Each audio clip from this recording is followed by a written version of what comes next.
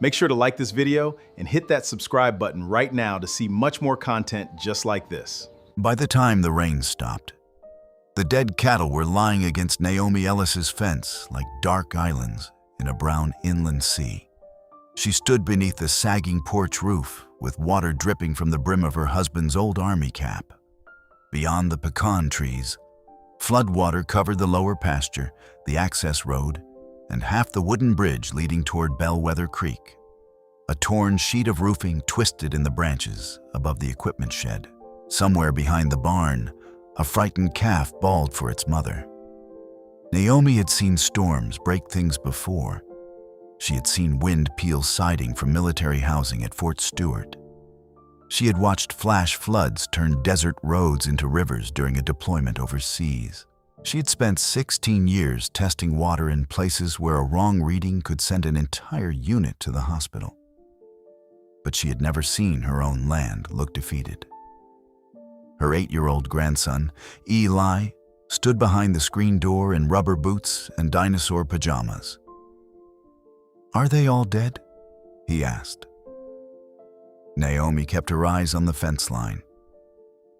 "Go wake Miss Ruth," she said. "Tell her I need the emergency kit from the pantry." "Grandma." "Now, baby." He disappeared into the house.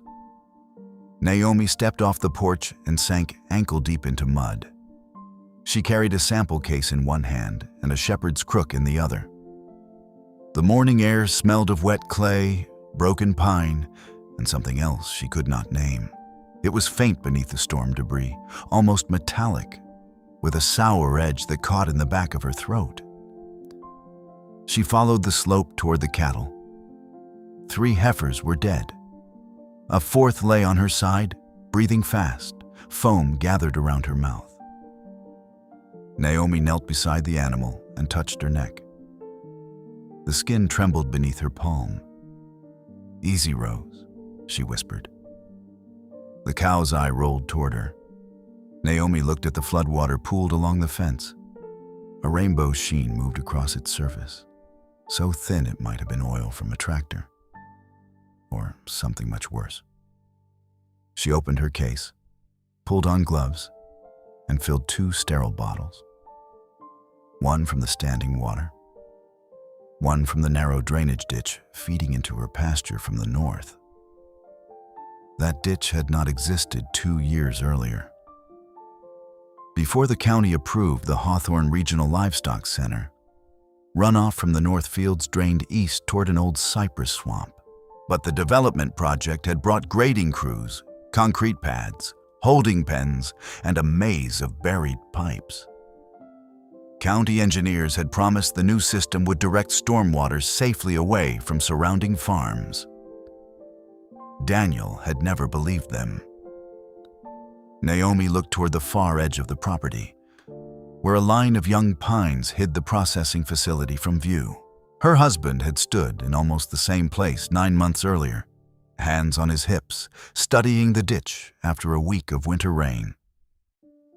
"That water's running wrong," he had said. She had teased him for sounding like an old prophet.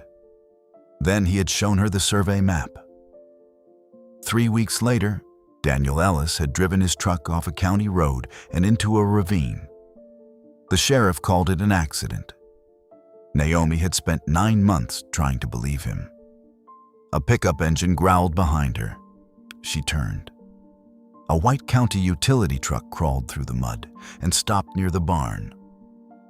Sheriff Calvin Rusk stepped out wearing a tan rain jacket over his uniform. He was broad-shouldered, gray at the temples, and careful in the way men became careful when half a town owed them favors. 2 deputies followed him. So did Dr. Mason Pike, the county veterinarian. Naomi rose slowly. "Morning," Rusk called. "There's nothing good about it." His gaze shifted toward the dead cattle. "We received reports of livestock down on 3 properties." "Which properties?" "Yours, Trammell's, and the Harper's place across Bellwether." "Anybody sick?" "Not that I know of." Dr. Pike approached the heifer still breathing. How long has she been like this? I found her 20 minutes ago. He knelt and examined her gums. Naomi watched the sheriff's boots, clean soles beneath fresh mud. He had not walked through another flooded pasture before coming to hers. "You came here first," she said. Rusk looked at her. "Your place is closest." "No, Tremels is closest to town." One of the deputies shifted. The sheriff gave Naomi the patient smile he used at county meetings when someone challenged him in public. "Naomi, we're trying to understand what happened." "So am I." She held up the sample bottles. His eyes narrowed slightly. "What's that?" "Water." "From where?" "My pasture in the north ditch." Rusk reached out. "I'll take those." Naomi lowered her hand. "No." The rain ticked from the barn roof. The sheriff's smile disappeared. "These may be evidence. They may be the only samples collected before your people start driving through and contaminating the site. I know how to preserve a scene. And I know how to preserve a water sample." Dr. Pike glanced between them. Rusk stepped closer. "You're not with the army anymore." "No, which means you can't order me." For a moment, neither moved. Then a horn sounded from the road. A second truck had stopped at the washed-out bridge. County Commissioner Dale Vickers climbed out and shouted across the water, "Calvin, we got people sick at the church shelter." Rusk turned. "How many?" "6 that I know of. Vomiting, dizziness. One old man collapsed." Naomi felt something cold move through her that had nothing to do with rain. "What water are they drinking?" she asked. Vickers looked toward her as though noticing her for the first time. "Bottled water mostly." Mostly isn't an answer. The kitchen used tap water for coffee. Town supply. Private well behind the fellowship hall. Naomi capped the bottles and put them in the foam rack. Rusk pointed at the case. "Leave that here." "No. You obstruct this investigation, I'll arrest you. And if you delay testing those samples, more people could get sick." Naomi walked past him toward the house. A deputy moved into her path. She stopped. His hand hovered near his belt, not touching his weapon, but close enough to make the message clear. Behind the screen door, Eli stared at them. Naomi felt every year she had spent learning to remain calm in rooms where fear was considered proof of guilt. She spoke quietly. "My grandson is watching." The deputy looked toward the house and lowered his hand. Rusk exhaled through his nose. "Where are you taking the samples?" "An independent laboratory in Macon. The roads are closed. State Route 9 is open south of the mill." "How do you know?" "Because Ruth's nephew works for the highway department." The sheriff studied her. Then Dr. Pike stood. "She's right about one thing," he said. "We need independent testing. The state lab could take days." Rusk glanced at him. Pike wiped his hands on a towel. "If this crossed multiple properties, every hour matters." Naomi picked up the case. "I'll send you a copy of the results."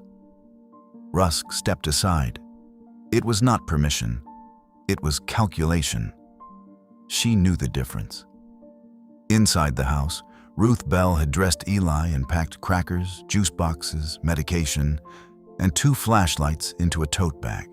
Ruth was 68, small as a fence post, and had lived in the tenant cottage since before Naomi and Daniel bought the ranch. She had delivered calves, buried dogs, and once chased a copperhead from the kitchen with a broom. "What did the sheriff want?" Ruth asked. "The samples." "You give them to him?" "No." "Good." Naomi washed her gloves. then placed the bottles into a chilled transport container. Eli followed her into the kitchen. Are the cows going to die? Some already did. All of them? I'm going to try to stop that. His lower lip trembled. Mom said the ranch was safe. Naomi crouched in front of him. His mother, Naomi's only daughter, had been in Atlanta for 11 weeks, completing inpatient treatment after years of addiction. Eli had asked fewer questions about her lately, which worried Naomi more than the questions ever had. The ranch is still our home, Naomi said. But safe doesn't mean nothing bad ever happens. Safe means when it does, you're not alone. He nodded, though she could see he did not fully believe her. Neither did she. By noon, the county had closed 4 rural roads and issued a notice advising residents not to drink from private wells near Bellwether Creek. The church shelter transferred 12 people to the hospital in Ashford. 2 children from the Harper farm became sick after washing their hands in a utility sink. 37 cattle were dead or struggling across 3 properties. Naomi drove south in Daniel's old truck, avoiding flooded roads and fallen trees. The sample case sat strapped into the passenger seat. The windshield wipers shoved rainwater aside in tired arcs. At every turn, memory rode with her. Daniel singing off-key. Daniel tapping the steering wheel. Daniel telling her the county drainage maps did not match what had been built beneath the livestock center. She had asked why it mattered. Because somebody changed the direction of the water, he had said, and they're trying real hard not to admit it. He had planned to speak at the county commission meeting. He died the night before. Naomi tightened her grip on the wheel. The Georgia Environmental Response Laboratory occupied a low brick building beside a medical testing center in Macon. Its director, Dr. Priya Nanduri, had worked with Naomi years earlier on a groundwater study near Fort Benning. Priya met her at the back entrance, wearing blue scrubs and a worried expression. "You look terrible," she said. "Good to see you too." "I heard about the flooding. People are sick." Priya took the container. "What am I looking for?" "I don't know yet.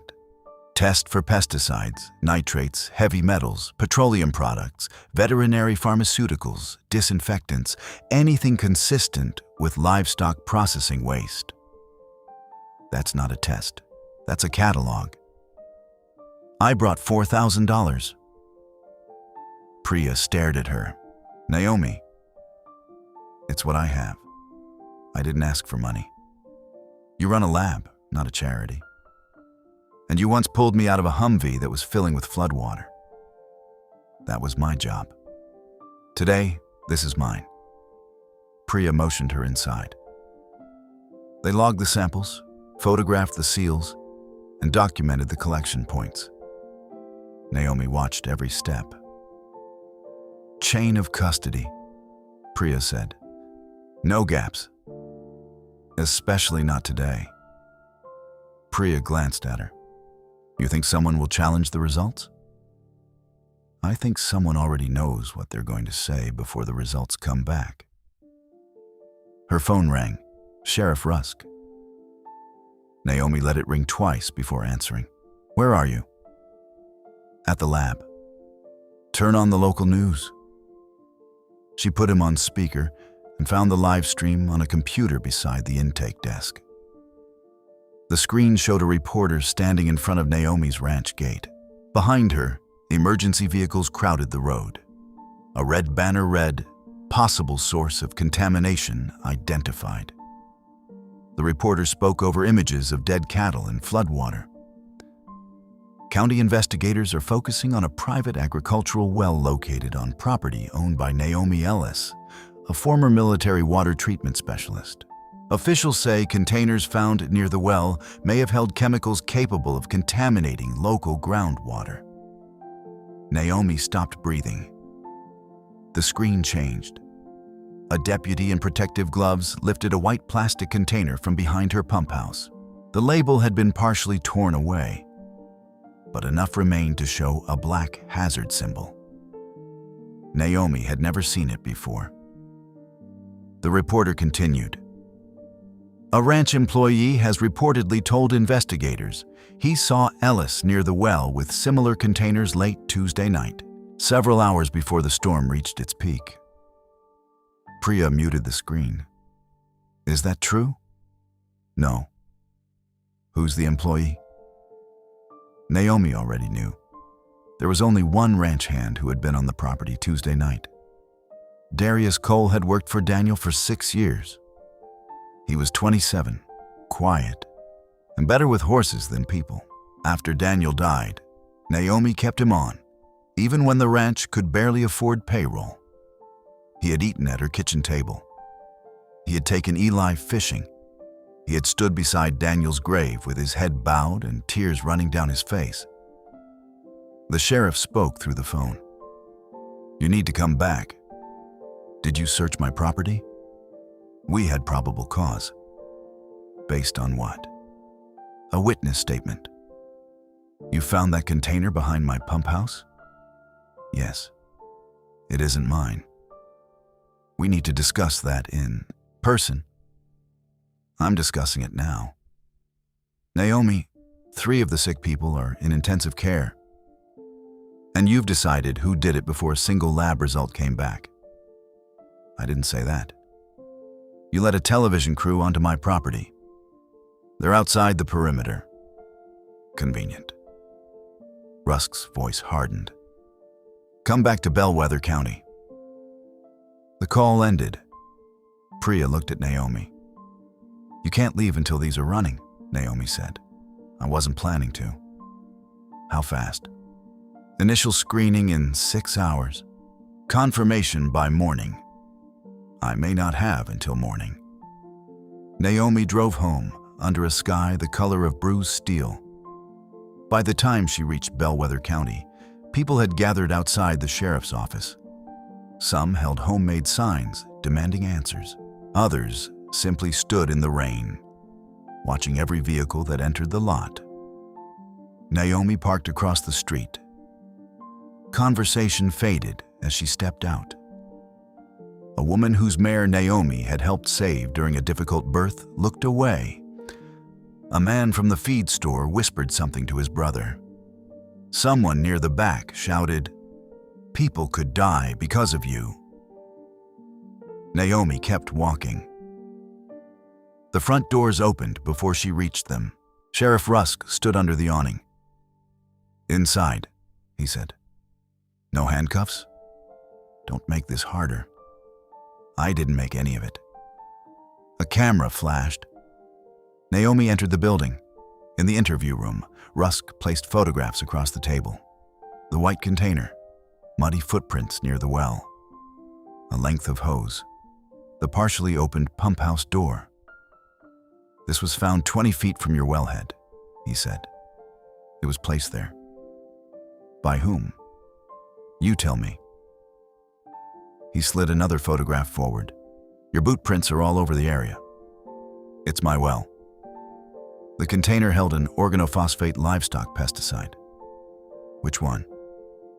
We're waiting on analysis. What brand? The label is damaged. Then how do you know what it held? Preliminary field test. Naomi leaned back. Field tests could suggest a chemical class. They could not reliably identify a specific compound, concentration, source, or time of contamination. Rusk knew she knew that. He placed a written statement on the table. Darius Cole had signed it at 8:43 that morning. According to the statement, he had gone to the barn shortly before midnight Tuesday because a mare was in distress. He claimed he saw Naomi carrying 2 white containers from the equipment shed to the pump house. When he asked what she was doing, she allegedly told him to go home and forget what he had seen. Naomi read the statement twice. The room felt very still. Where is he? Somewhere safe. Safe from who? Rusk did not answer. Bring him in here. That's not how this works. Then tell me why he's lying. You had financial problems. Half the ranches in this county have financial problems. You recently increased the property insurance coverage. My bank required it. You filed complaints against the livestock center. So did 6 other landowners. You accused county officials of ignoring drainage violations. Because they ignored drainage violations, Rusk folded his hands, and you had the training to contaminate a water system while making it look like storm runoff. Naomi stared at him. There it was. Not shouted, not spoken with open cruelty, delivered calmly, almost regretfully, as though her competence had become evidence against her.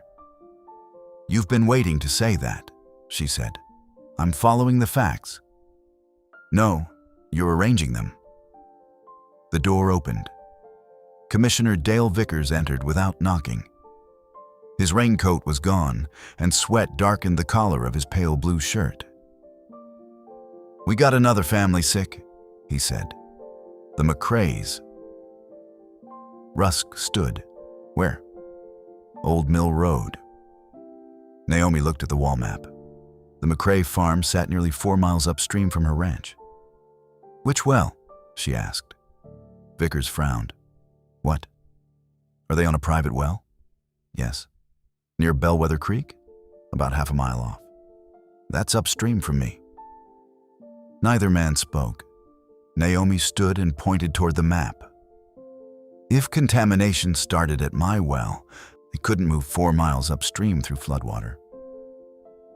Groundwater doesn't always follow surface flow, Rusk said. Not at that speed. Not through this geology. Vickers looked at him. Is she right? Rusk's jaw tightened. Naomi moved closer to the map. The church shelter, the Harper farm, Trammell's cattle, the McCraes, all of them are downhill from the North Industrial Ridge except the McCraes, who sit west of it. The common point isn't my ranch. She traced a line with her finger. It's the livestock center. Vickers gave a dry laugh. That facility has a closed drainage system. According to the plans, it passed inspection. According to reports signed by your office. His face reddened. Rusk stepped between them. That's enough. No, Naomi said. It's just starting. The sheriff told her she was not under arrest, but he kept her truck keys for another 2 hours while deputies searched it. By the time she was allowed to leave, the crowd outside had doubled. Reporters surrounded her. Ms. Ellis, did you place chemicals near the well? Did financial pressure motivate you? Were you trying to blame the livestock facility? Did your husband share your concerns before his fatal accident? Naomi stopped at that question. The reporter was young, with rain plastering blonde hair against his forehead. What did you say? Your husband filed a complaint about drainage problems last year. Did you share those concerns? How do you know about his complaint? It's in the county records. No, it isn't. The complaint had disappeared from the online database 2 days after Daniel's death. Naomi had requested a paper copy and been told no formal complaint had ever been submitted. The reporter lifted his microphone. We received a copy this afternoon. From who? An anonymous source. Sheriff Rusk appeared behind her. Ms. Ellis has no further comment. Naomi ignored him. Send me that document. The reporter hesitated. Please. He nodded. As Naomi crossed the street, a paper cup struck the side of her truck. Coffee splashed across the door. A woman shouted, "My father's in the hospital." Naomi turned. It was Leah Parson, whose family had owned the hardware store for 3 generations. Her father, Arthur, volunteered at the church shelter. Leah's face was twisted with fear. Naomi understood fear. What she could not accept was how quickly the town had decided where to place it. "I hope he recovers," Naomi said. "You stay away from us." Naomi climbed into the truck. She did not cry until she reached the first empty stretch of road. Ruth met her at the ranch gate with a shotgun resting against her shoulder. "You planning to shoot the weather?" Naomi asked. "Depends who comes through that gate." Eli was asleep in the tenant cottage. The main house had no power, and the yard glowed under portable work lights connected to a generator. Dr. Pike had moved the surviving cattle to higher ground. 7 more had died. Naomi stood in the barn aisle while he closed his medical bag. "I sent tissue samples to the state veterinary lab," he said. "Could be pesticide exposure, could be a combination of things." "You believe I did it?" Pike looked tired. "I believe I've known you 15 years. That isn't an answer. I believe the evidence looks bad. Evidence can be made to look however somebody needs it to look." He studied her. Darius gave a statement. "I know." He seemed scared. "Of me? I don't know." A horse shifted in the nearest stall. Naomi lowered her voice. "Did Daniel ever talk to you about the drainage system at Hawthorne?" Pike's expression changed. Only slightly, but enough. "What did he tell you?" Naomi asked. "Not much." "Mason." "He said cattle on the north side of the county were having strange reproductive problems. Miscarriages, weak calves, liver issues. Nothing dramatic enough to trigger an investigation. He thought there might be contamination." "When?" "Last winter, before he died." "Yes." "Why didn't you tell me?" "Because I didn't have proof. Because you were burying your husband. Because I thought Daniel might have been chasing a pattern that wasn't there."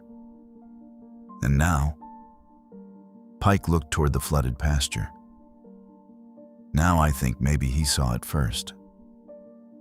At 9:17 that evening, Priya called. Naomi answered on the first ring. "I have preliminary results," Priya said. Ruth moved closer. "What is it?" Naomi asked. "The pasture water contains elevated nitrates, ammonia, fecal bacteria, and a veterinary insecticide called Fosmet. That's used on livestock. Sometimes, but that's not the strange part." Naomi waited. "The concentration in your north ditch is almost 8 times higher than the concentration near your well." Ruth covered her mouth. Priya continued. "And the well water?"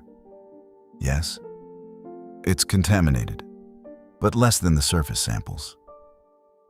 "How much less?" "Enough to suggest the contamination entered your well after the floodwater reached the wellhead." "Naomi, your well wasn't the source?" Naomi closed her eyes. The relief lasted less than a second. "Then where did it come from?" "I can't establish origin from 2 locations." "What else?" "There's something I didn't expect. A fluorinated surfactant." "What kind?" "A compound used in industrial cleaning solutions. It's not something you'd normally find in ranch runoff." "The livestock center uses high-pressure wash systems." "Possibly. I'm running a more specific panel." "Can you send me the preliminary report?" "Yes, but it won't stop people from questioning the chain of custody. We documented everything. They'll still question it." "I know." Naomi opened Daniel's old desk drawer and took out a yellow legal pad. "What would prove direction of flow?" "Samples from multiple points. Upstream, downstream, drainage outlets, wells, sediment, ideally collected by a neutral agency." "The sheriff won't help. Then call the state. The county will tell them the source is already identified." "Call anyway." After they hung up, Naomi stared at the legal pad. Daniel had written on the top page months earlier. Water doesn't lie. Map the order. Beneath it were 5 property names, 3 dates, and a rough drawing of drainage channels around the livestock center. Naomi had seen the page before. She had thought it was another collection of notes from a man who could never leave a question alone. Now she understood. He had not been trying to find where the contamination was. He had been trying to establish where it went first. At sunrise, Naomi called the Georgia Environmental Protection Division emergency line. She explained the lab findings, the illness cluster, the upstream cases, and the possible industrial source. The official who answered promised to refer the matter to a regional response team. "When will they arrive?" Naomi asked. "Conditions are affecting multiple counties. People are in intensive care. We'll prioritize based on available information. I have lab results. Send them to the emergency address." "How long?" "I can't provide an estimate." Naomi looked through the kitchen window at the brown water surrounding her lower pasture. "Then I'll keep collecting." Ruth placed a mug of coffee beside her. "You fixing to go trespassing?" "I didn't say that." "You got the same face Daniel used to get before trespassing." "I'm collecting samples from public road crossings." "Uh-huh." Eli entered carrying Daniel's small digital camera. "I found this in Grandpa's closet." Naomi took it. The battery was dead. "Why were you in the closet?" "I was looking for the blue blanket." Ruth pointed toward the bedroom. "Go brush your teeth." When he left, Naomi examined the camera. Daniel had used it to document fence damage, sick calves, storm erosion, anything he thought the insurance company might dispute. A strip of white evidence tape crossed the battery compartment. Naomi frowned. Was this here before? Ruth leaned closer. No. Did the deputies search the closet yesterday? They searched the whole house. Naomi peeled back the tape. Inside the battery compartment was no battery. Instead, a memory card had been wrapped in plastic and pushed beneath the metal contact plate. Ruth whispered, "Lord have mercy." Naomi inserted the card into Daniel's laptop. The first folder contained ordinary ranch photographs. The second was labeled North Drainage. There were pictures of standing water behind the livestock center, a broken concrete culvert, dead fish in Bellwether Creek, a drainage pipe concealed beneath cut brush, tire tracks near a locked maintenance gate, then a video. The image shook as Daniel walked through tall grass at night. His breathing was loud. A flashlight beam moved across a concrete channel. Water poured from a pipe into the ditch. Not rainwater. This flow was steady, pale with foam, carrying a chemical sheen. Daniel whispered behind the camera. "They're discharging after midnight. No storm. No authorized release." A truck engine sounded in the distance. The video swung toward 2 headlights. Daniel ran. The recording ended. The next file had been filmed inside his truck. Daniel's face filled the screen, sweat shining on his forehead.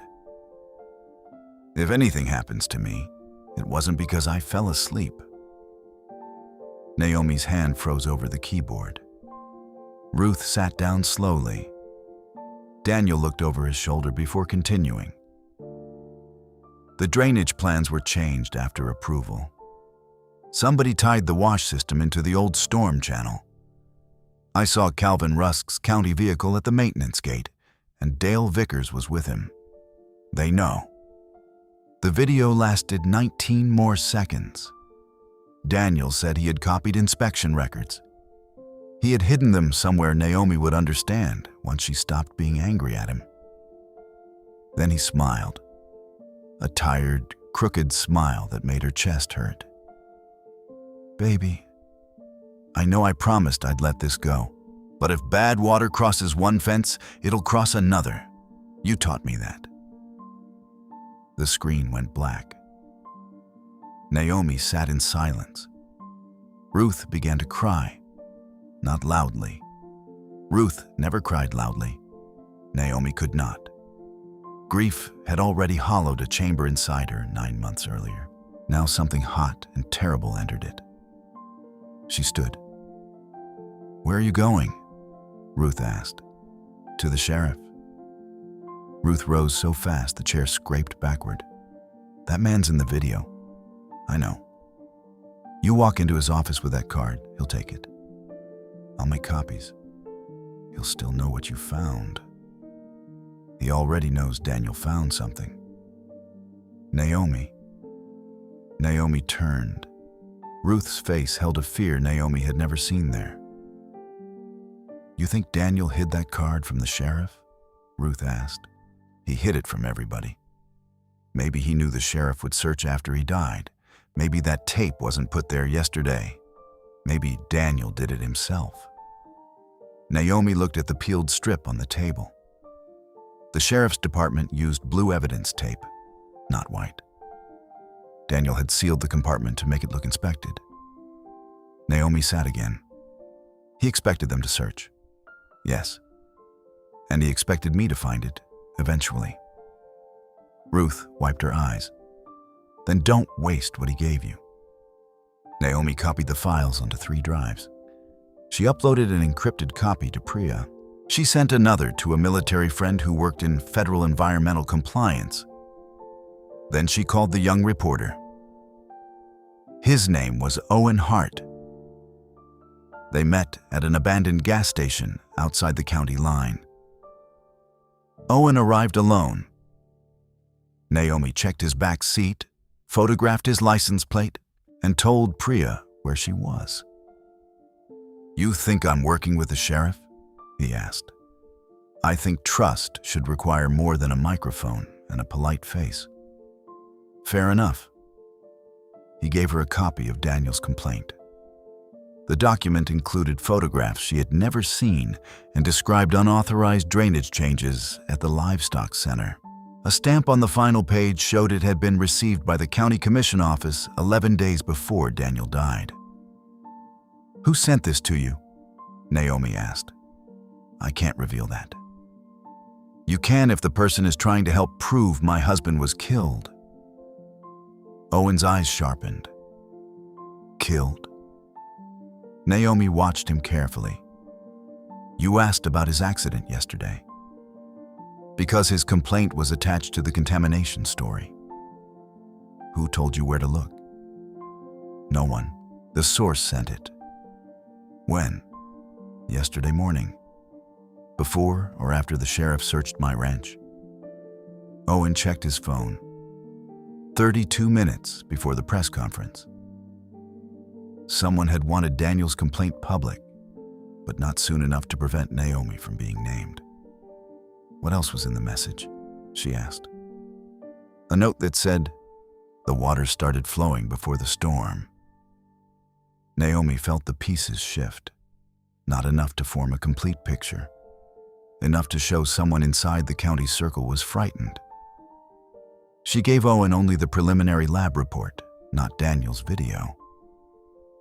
"Your report says my well was contaminated after the flood reached it," she said. "That means it wasn't the original source." He read quickly. "Will the lab stand behind this?" "Yes." "Can I speak to the director?" "She'll confirm the testing process, not speculate about the source." Owen lowered the pages. "The sheriff says the chemical container was found near your well." "Ask him when it was placed there." "You think law enforcement planted it?" "I think evidence should answer questions, not replace them." He studied her. "Why trust me with this?" "I don't." Naomi opened the truck door. But you looked for a document the county said didn't exist. Keep looking. By midday, Owen's story was online. Independent tests cast doubt on ranch well as contamination source. The county responded within 20 minutes. Sheriff Rusk held a press conference outside the courthouse. He called Naomi's samples privately collected and legally unreliable. Commissioner Vickers accused her of spreading misinformation during a public health emergency. The Livestock Center issued a statement declaring that its drainage system was secure, inspected, and unrelated to the illnesses. Then Rusk announced that residue from the container found near Naomi's pump house matched the pesticide in the floodwater. The town heard only one part: matched. By afternoon, someone had spray-painted poisoner across Naomi's front gate. Eli saw it before Ruth could cover it. He stood in the driveway staring at the red letters. "What does it mean?" he asked. Naomi knelt beside him. "It means somebody is angry and scared. Because of you? Because they think I did something I didn't do." "Why do they think that?" Naomi looked at the road, where a pickup slowed before driving on. "Because people like a fast answer when the truth is complicated." Eli's eyes filled. "At school, Carter said you killed the cows." Naomi took his hands. "What do you think?" "I think you help animals." "That isn't what I asked," he sniffed. "I think you didn't do it." "Then hold on to what you know, even when other people get loud." He nodded. She kissed his forehead and sent him inside with Ruth. Then she spent 20 minutes scrubbing the gate until the red paint ran down her arms like blood. At dusk, Dr. Pike arrived carrying a cooler. "The state lab confirmed organophosphate poisoning in the cattle," he said. "Phosmet?" "Phosmet and something related. Possibly a degradation product." Naomi opened the cooler. Inside were sealed vials from blood and tissue samples. "I collected extras before the deputies took custody," Pike said. "I documented everything." "Why?" "Because I watched them mishandle one of the carcass samples." Naomi looked up. "Accidentally?" "I don't know." He rubbed his face. "I need to tell you something. A month before Daniel died, he asked me for records on livestock illnesses near the industrial ridge. I gave him copies. 2 days later, Calvan came to my clinic." "The sheriff?" "He said Daniel was upsetting people. Said rumors about contamination could shut down the livestock center and cost hundreds of jobs." "What did you do?" "I told Daniel to be careful." "You should have told me." "Yes." "You should have spoken when he died." "Yes." Anger flashed through Naomi, but Pike did not defend himself. That made it harder to use. "Why now?" she asked. "Because I told myself silence was caution. Then I watched your name go on television before anyone had real results." He met her eyes. "Silence is only caution until it starts helping the wrong person." Naomi took the cooler. "Come with me tomorrow." "Where?" "We're mapping the contamination." They began before sunrise.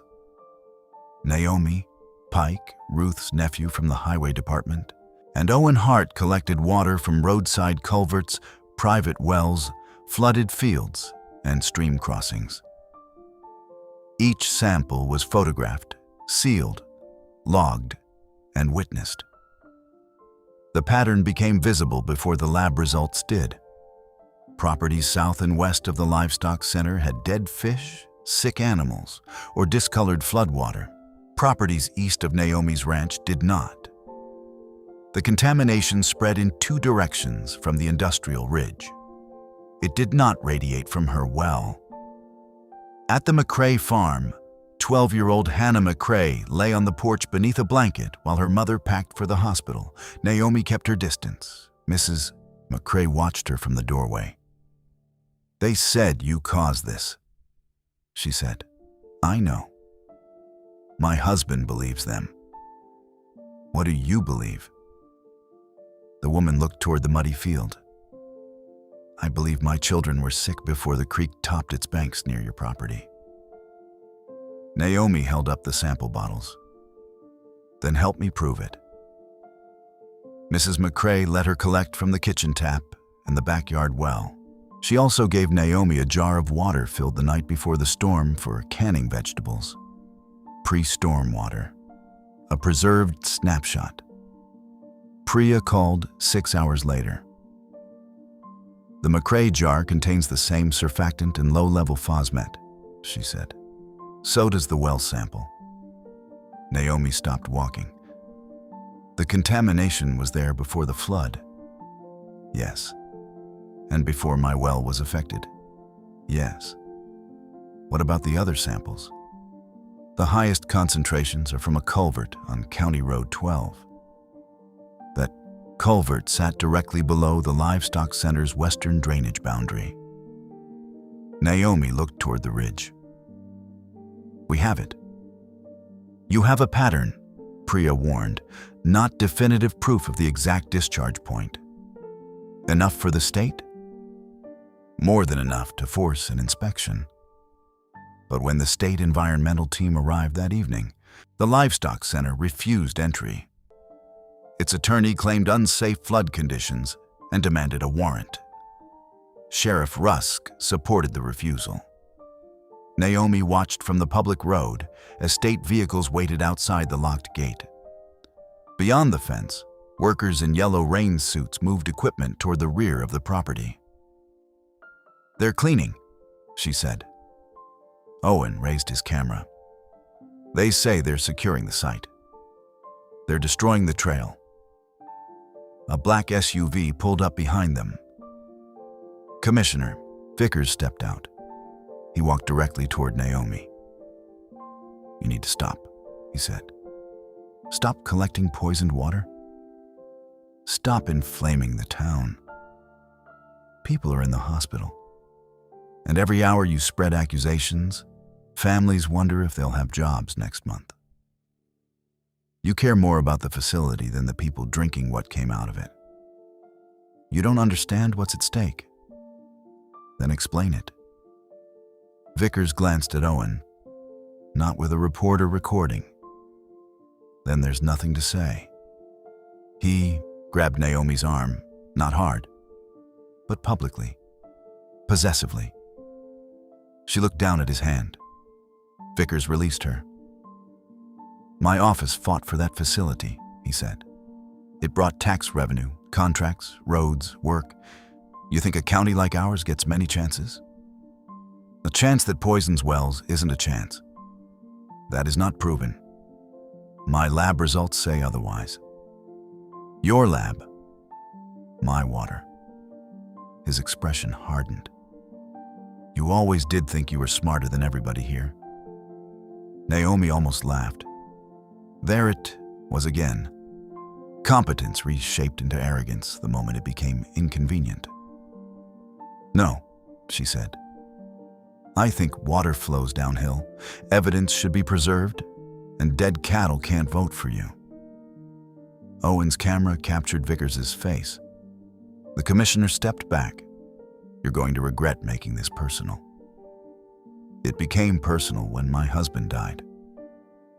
Vickers went still. For 1 second, fear opened in his eyes. Then it vanished. Naomi saw it.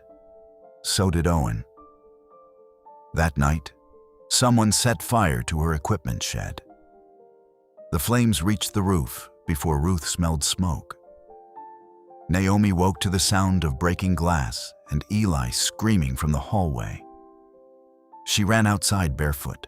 Fire rolled through the shed, consuming feed bags, tools, fencing supplies, and Daniel's old workbench. Heat pressed against her face. A diesel tank stood 40 feet away. "Call the fire department," she shouted. Ruth dragged a hose from the side of the house. The water pressure sputtered. Naomi grabbed the tractor and used the front loader to push burning debris away from the fuel tank. Sparks landed on her arms. Smoke filled her lungs. Pike arrived in his truck and helped pull 2 terrified horses from the adjacent paddock. By the time the volunteer fire crew arrived, the shed was gone. Sheriff Rusk came 20 minutes later. He walked the blackened perimeter with a flashlight. "Electrical, maybe," he said. "The power's been out for 2 days." "Generator line?" "The generator doesn't feed the shed." He crouched near the road-facing wall. Naomi saw the dark remains of a glass bottle in the grass. So did he. Rusk stood and moved in front of it. "Everybody's tense," he said. "You should consider leaving the property for a few days." "Is that concern or advice?" "Both." "Did Daniel get the same advice?" The sheriff looked at her. Smoke drifted between them. "You're grieving," he said. "That's what you told me when I asked why his brake line was cut." "It wasn't cut. It ruptured on impact." The mechanic who inspected the truck disagreed. "No, a mechanic told you corrosion might have weakened it. Daniel replaced that line 6 months earlier." Rusk's voice lowered. "You need to be careful what you accuse people of." Naomi stepped closer. "I have Daniel's video." The sheriff's face did not change. That frightened her more than surprise would have. "What video?" he asked. "One where he says he saw your vehicle at the livestock center's maintenance gate." Rusk glanced toward Pike, Ruth, and the firefighters, then back at Naomi. "Bring it to the office. So it can disappear like his complaint? You're making a serious allegation." "So was he." For the first time, the sheriff looked tired. Not guilty, not innocent, simply tired. "You don't know what Daniel was involved in," he said. "What does that mean?" Rusk walked toward his vehicle. "Calvin." He stopped, but did not turn. "What was Daniel involved in?" The sheriff opened his door. "Ask Darius why your husband was at the center the night he died." Then he drove away. Naomi found Darius at his mother's house outside Ashford. The porch light was off, but his truck sat behind the home. She knocked until his mother answered. Mrs. Cole wore a robe and held a Bible against her chest. "He isn't here," she said. "His truck is. He left with somebody." "Who?" "I don't know." "Mrs. Cole? He accused me of poisoning people." The older woman's eyes filled with tears. "He didn't want to." "Then why did he?" "I can't say." Naomi softened her voice. "Is someone threatening him?" Mrs. Cole looked toward the dark hallway. A floorboard creaked. Naomi stepped past her. Darius stood in the kitchen doorway. His left eye was swollen. A cut split his lower lip.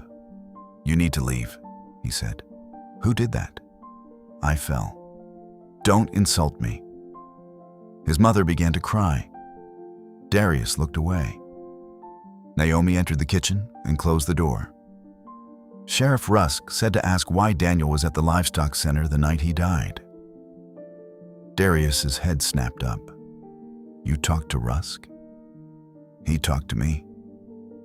"Then you need to get Eli and go." "Not until you tell me the truth."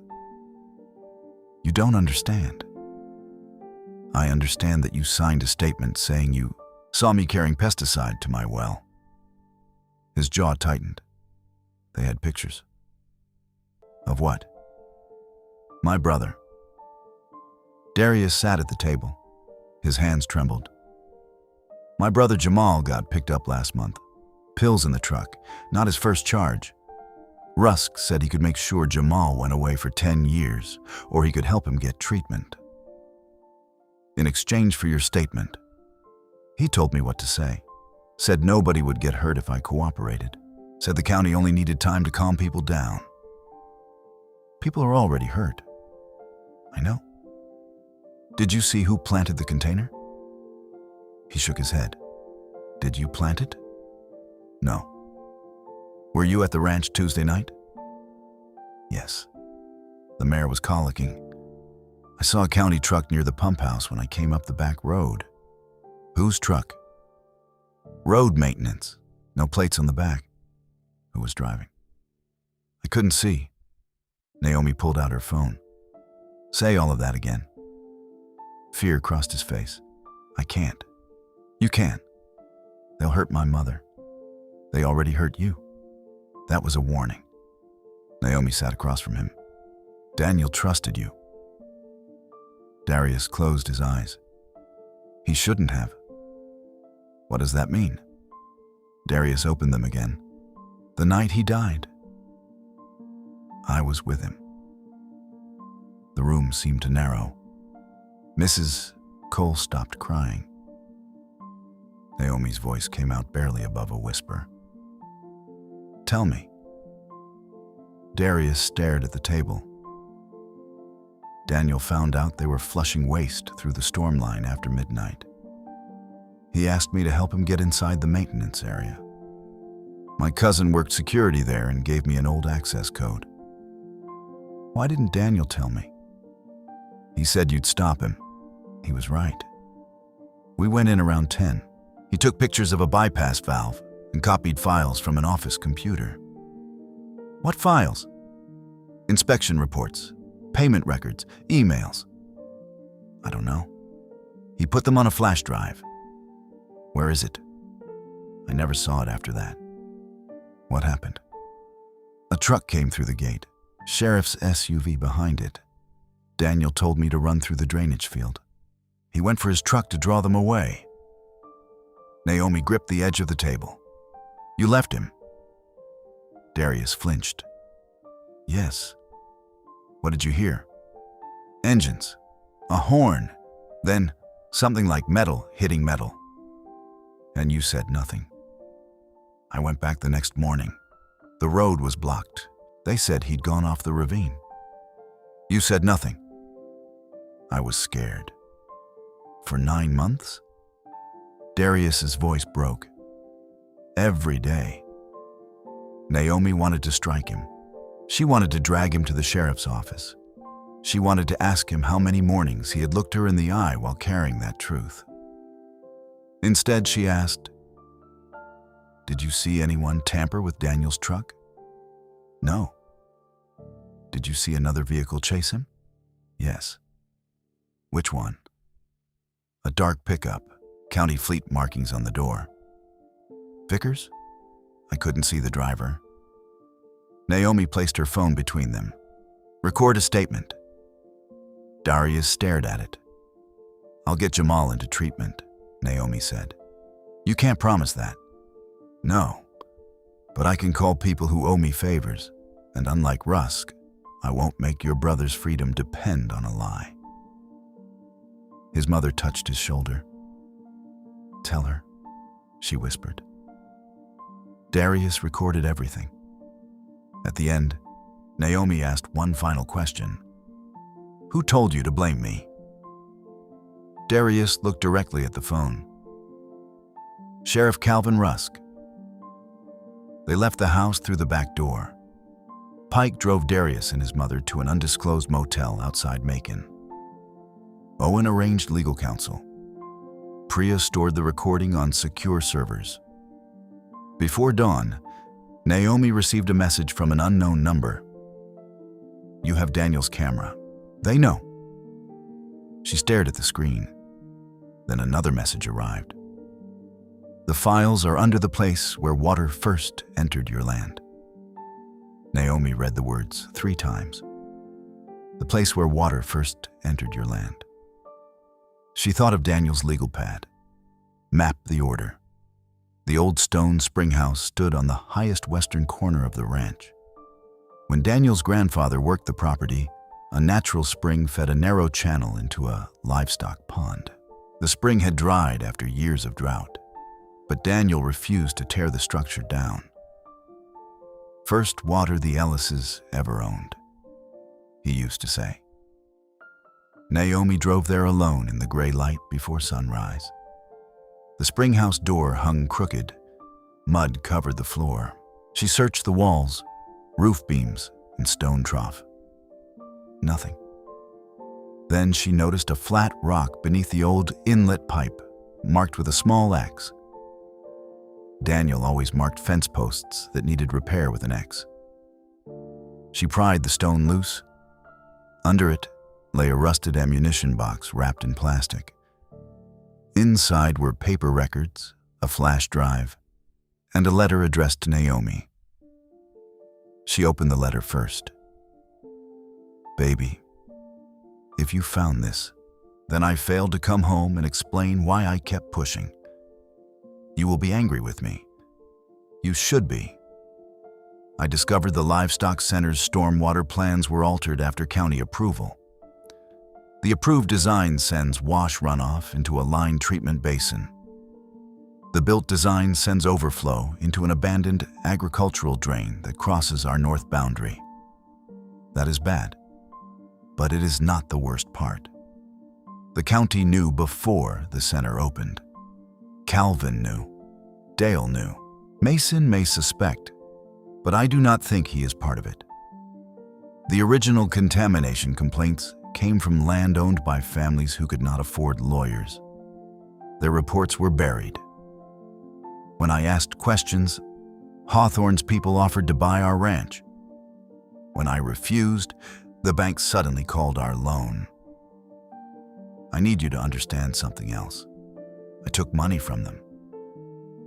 5 years ago, before the facility opened, I signed a consulting agreement. I believed I was being paid to help identify drainage risks. Instead, my signature was used to support a report claiming the site was safe. When I realized what they had done, I stayed quiet because I was ashamed. That silence helped them. I am trying to fix it now. But fixing a wrong does not erase the time a man spent benefiting from it. Do not protect my name by hiding what I did. Protect the water. Protect Eli. And when you decide whether to forgive me, decide with the whole truth. I loved you every day, even the days I was too proud to deserve it.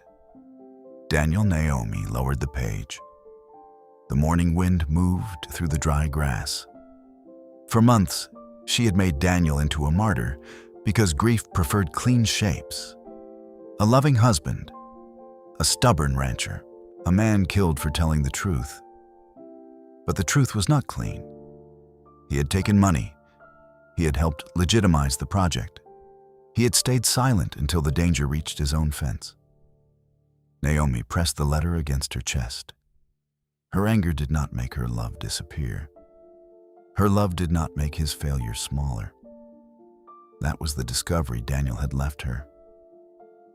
Not that he was innocent, that he had finally chosen not to be silent. The flash drive contained hundreds of documents. Emails between county officials and Hawthorne executives, altered engineering plans, inspection photographs taken from misleading angles, payments routed through consulting companies, a memorandum warning that flood conditions could cause uncontrolled discharge into adjacent agricultural properties and private wells. The memo was dated 18 months before the center opened.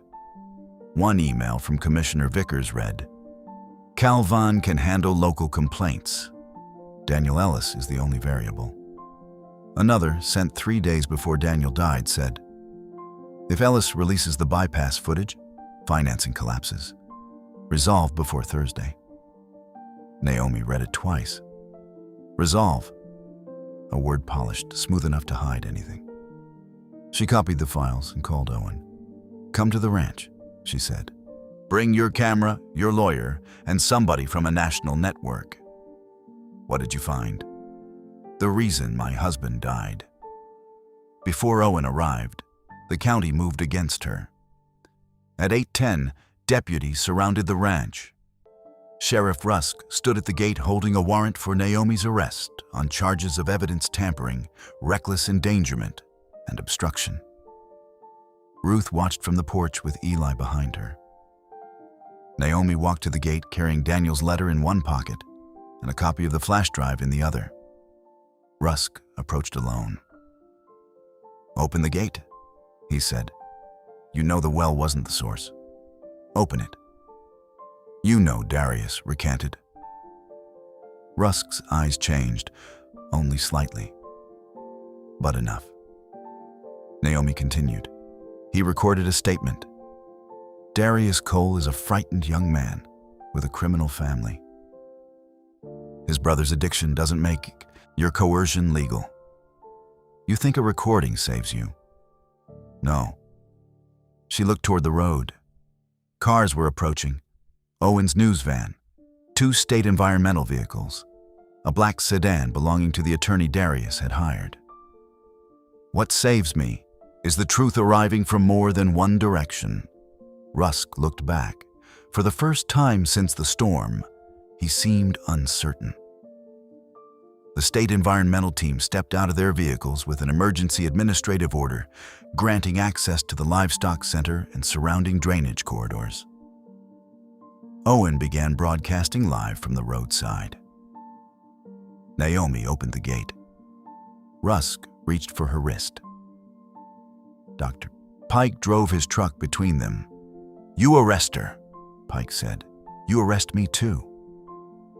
Rusk stared through the windshield. Pike stepped out holding a sealed envelope.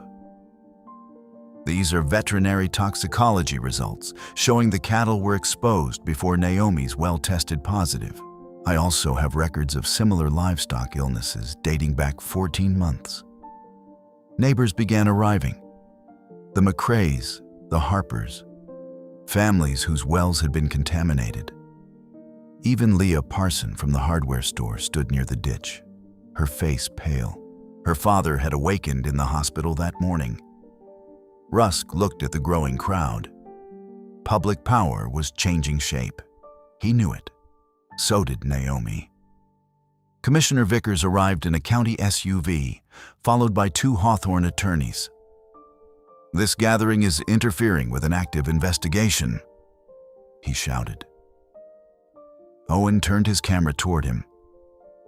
Naomi stepped onto the flatbed of a parked farm trailer.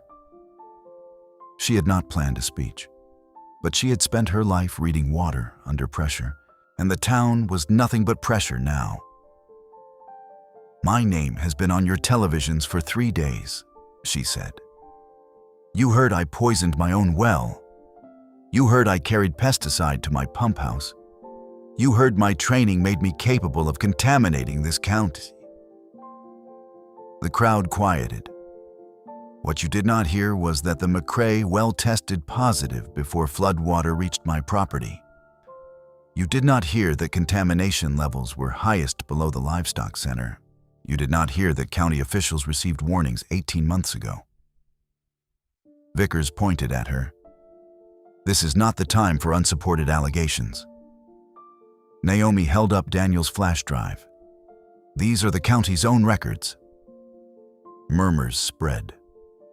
Rusk moved toward the trailer. "Naomi, step down." She looked directly at him. "My husband found evidence that the livestock center illegally connected its wash system to an abandoned storm drain. The night he died, he entered that property with Darius Cole. A county vehicle chased him." Rusk stopped. Across the road, Darius stepped from the attorney's sedan. His bruised face was visible to everyone. "I was there," he said. The town turned toward him. Darius's voice shook, but he continued. "Daniel told me to run. Sheriff Rusk forced me to lie about Mrs. Ellis. He threatened my brother." Rusk's deputies exchanged glances. One of them, a young woman named Tara Mills, removed her hand from her belt. Vickers shouted, "This is a setup." Naomi held up Daniel's letter. No, the setup happened years ago. She told them about Daniel's consulting agreement. The crowd reacted with confusion, some with anger. Even Owen lowered his microphone slightly. Naomi could have hidden that part. Daniel had given her enough evidence to present him as innocent. But his last request had been for the whole truth. My husband accepted money from Hawthorne, she said. His signature helped support the original approval. He stayed silent when poor families first complained. He was wrong. Rusk watched her carefully. He had expected her to defend Daniel at any cost. By refusing to do so, she took away the weapon he meant to use. He tried to expose what happened later, Naomi continued. That does not erase his silence. But it explains why somebody wanted him stopped. Commissioner Vickers climbed onto the trailer step. You have no proof his death was anything but an accident. A voice came from the crowd. I do. Everyone turned. Deputy Tara Mills stood beside Rusk's patrol vehicle. The sheriff stared at her. Tara, he said quietly. She held a clear evidence bag. Inside was a damaged metal brake fitting. My father towed Daniel Ellis's truck from the ravine, she said. He found this near the rear axle.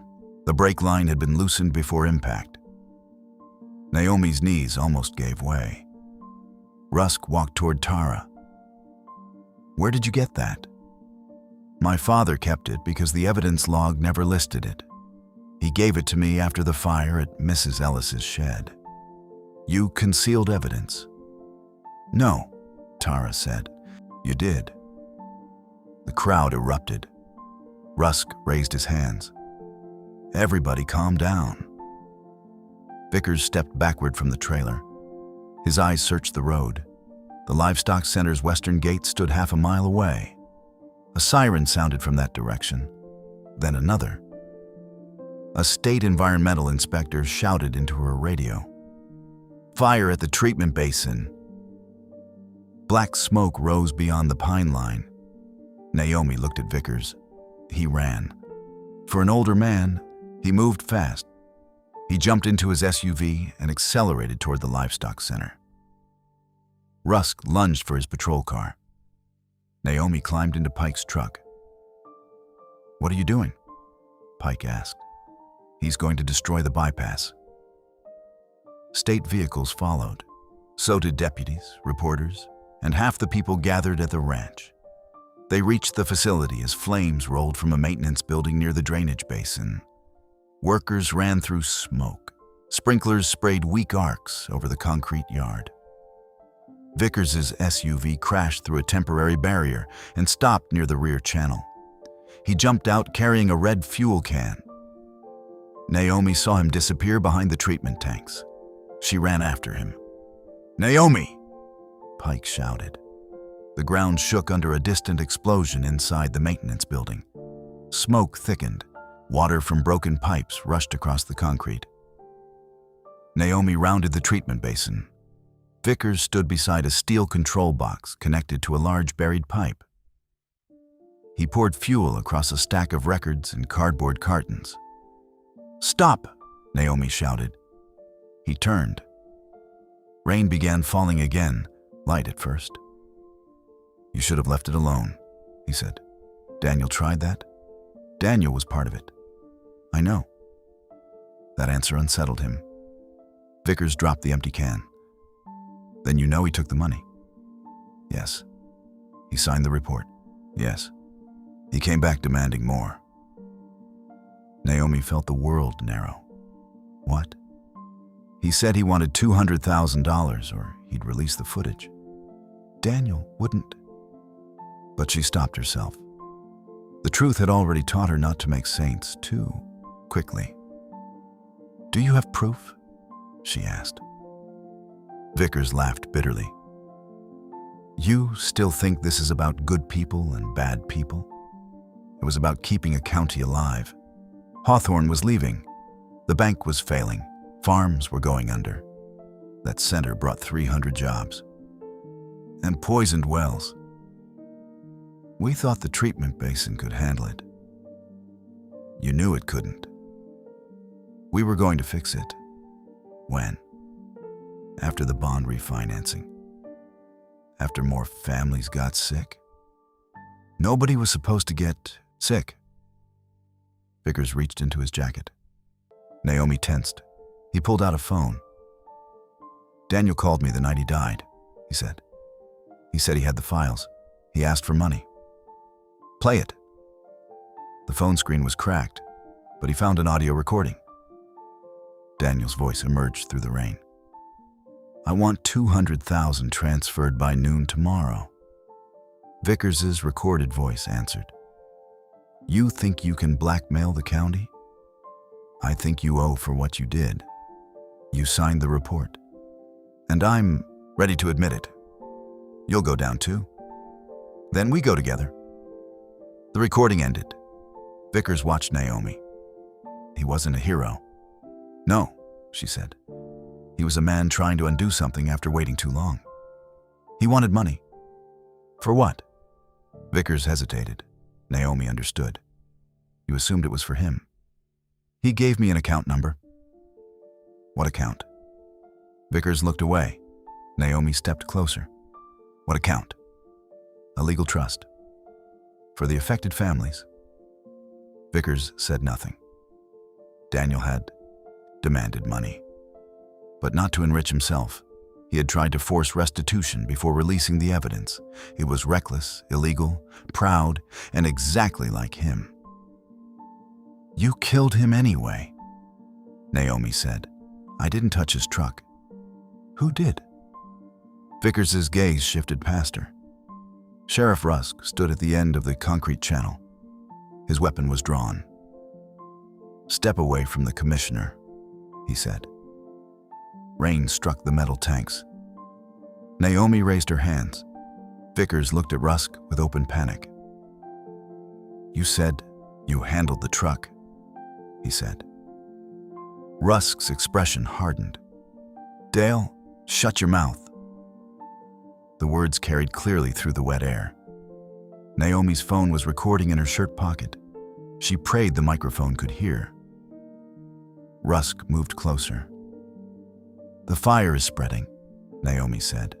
Put the gun down. No one was supposed to die, he said.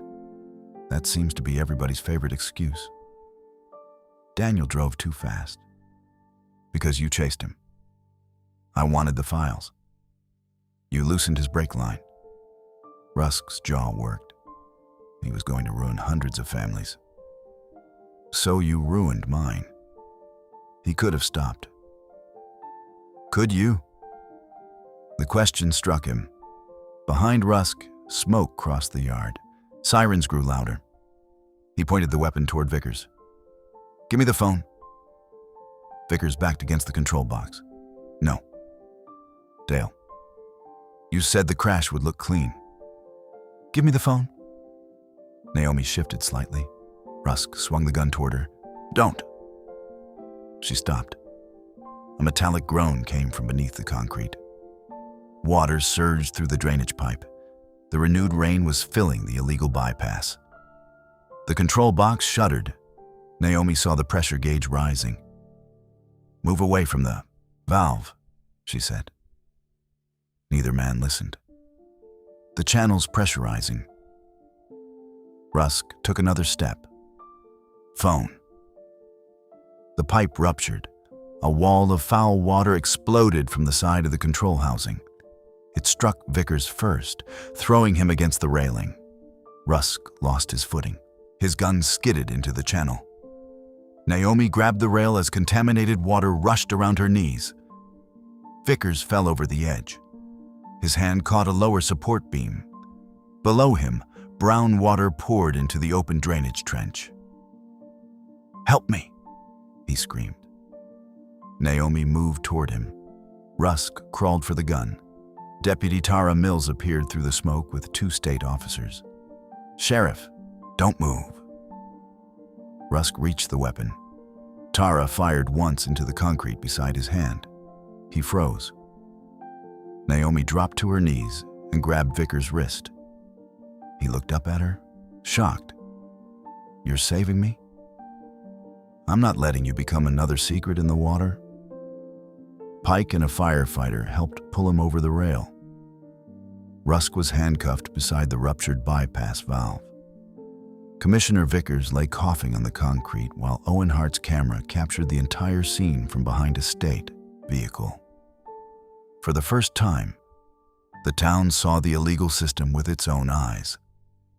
The pipe did not point toward a treatment basin. It pointed toward Bellwether Creek. The criminal investigation lasted 11 months. The environmental cleanup lasted much longer.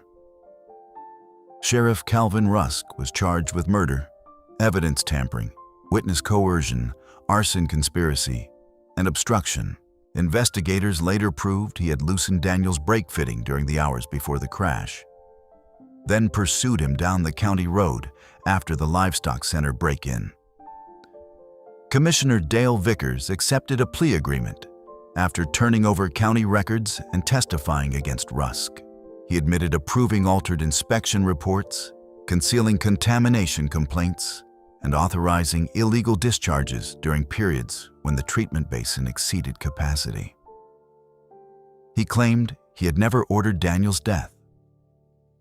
Naomi believed him. It did not make him innocent. The Hawthorne Company paid millions into a cleanup and medical compensation fund. Its regional executives blamed local management until emails showed they had known about the drainage risk from the beginning. The livestock center closed. At first, the closure felt like another disaster. 300 workers lost jobs. Businesses suffered. Families who had defended the facility out of fear now faced the exact ruin they had feared. Naomi refused to celebrate. Justice that ignored innocent consequences was only revenge wearing better clothes. She joined a county recovery board with labor representatives, farmers, church leaders, and environmental specialists. They secured state funding to convert part of the industrial property into a regional agricultural testing center and emergency water station. Some people called it impossible.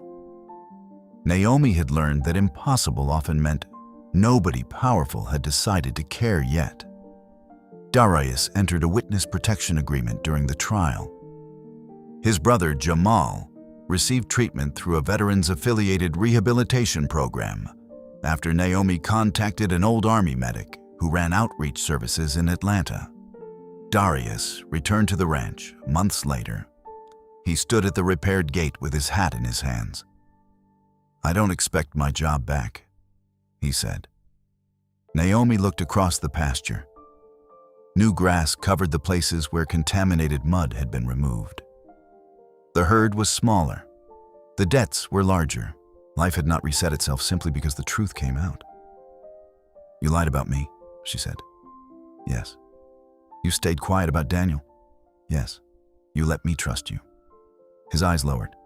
"Yes." Naomi waited. "I was scared," he said. "I know. That doesn't excuse it." "No."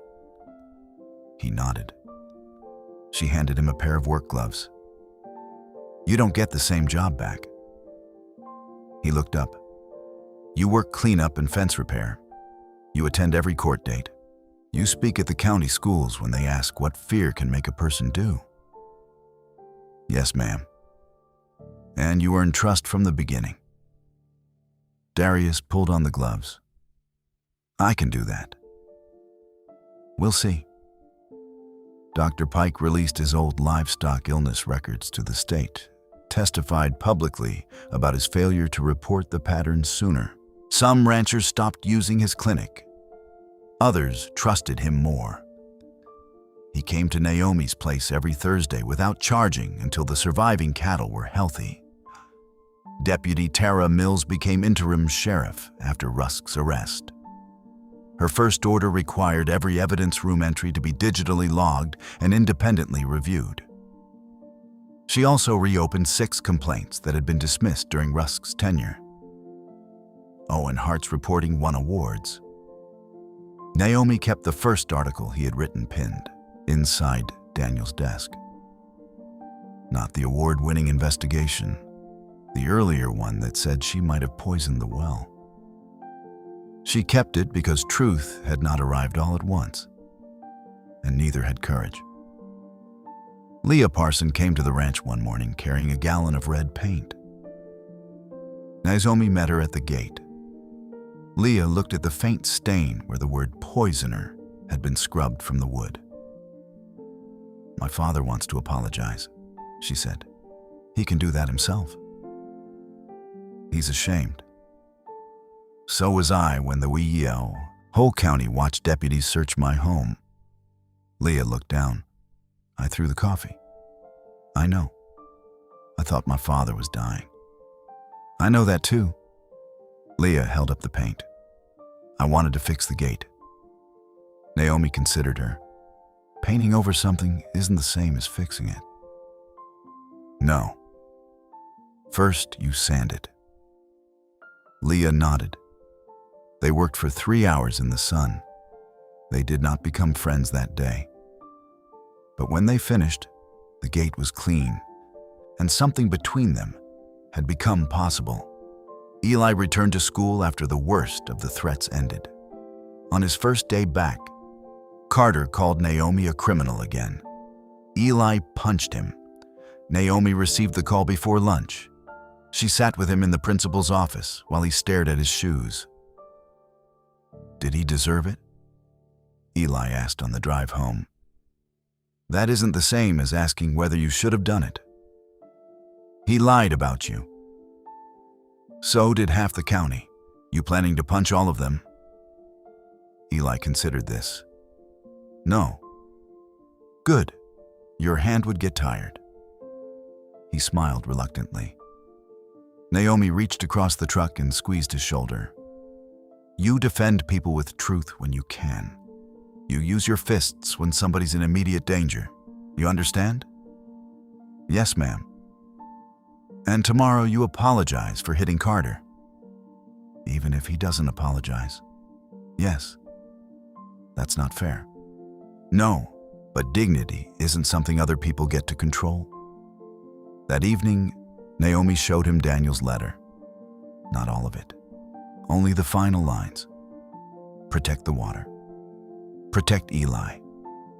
Eli traced his grandfather's handwriting with one finger. "Was Grandpa bad?"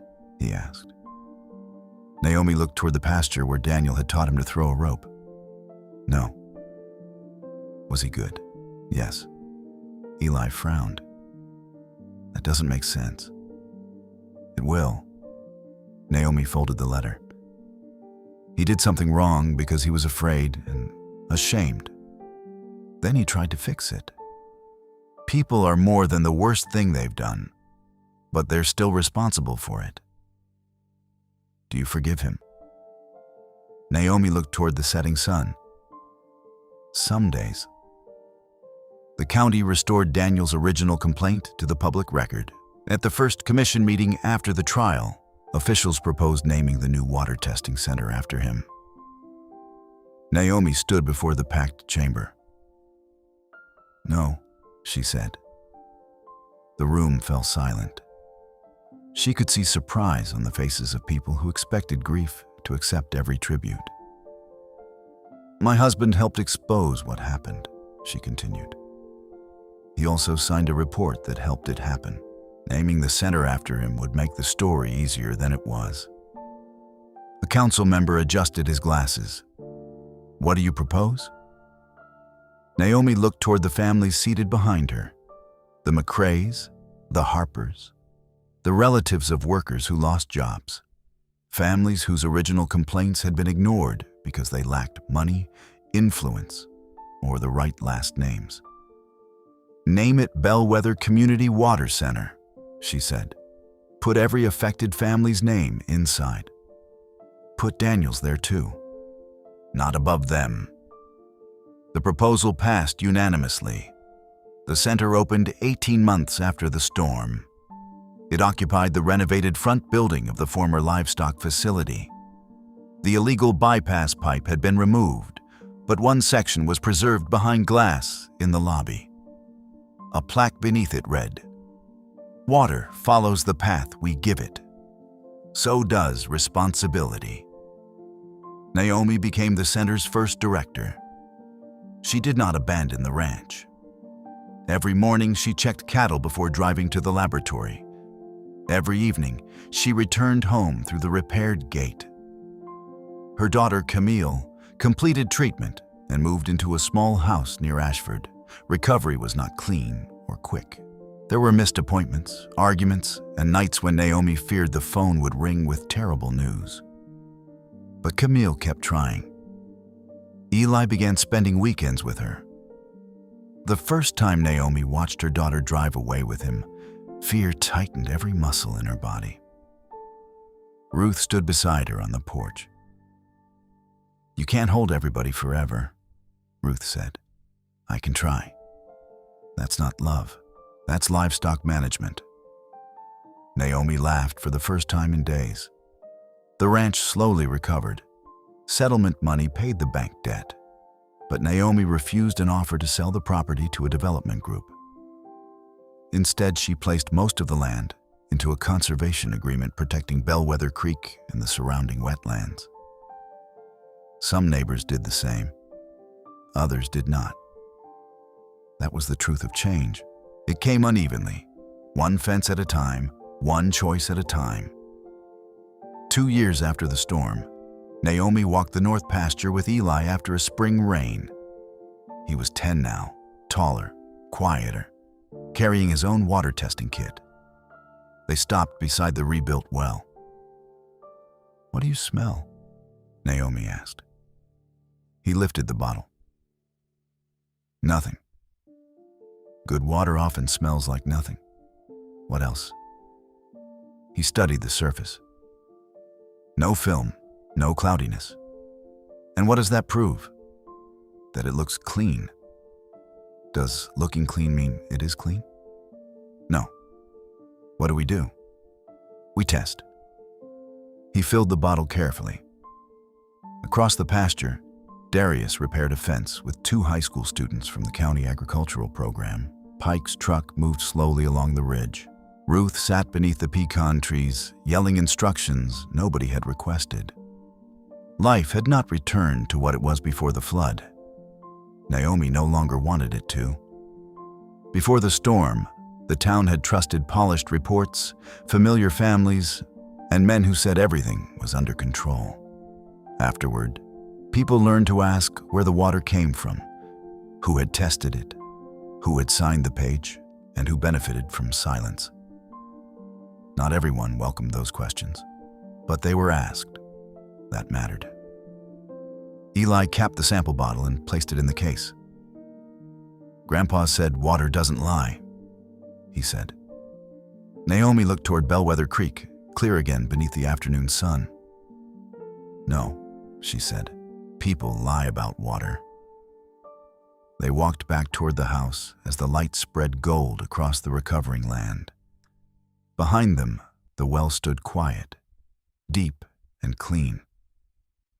And this time, the whole town knew who had protected it.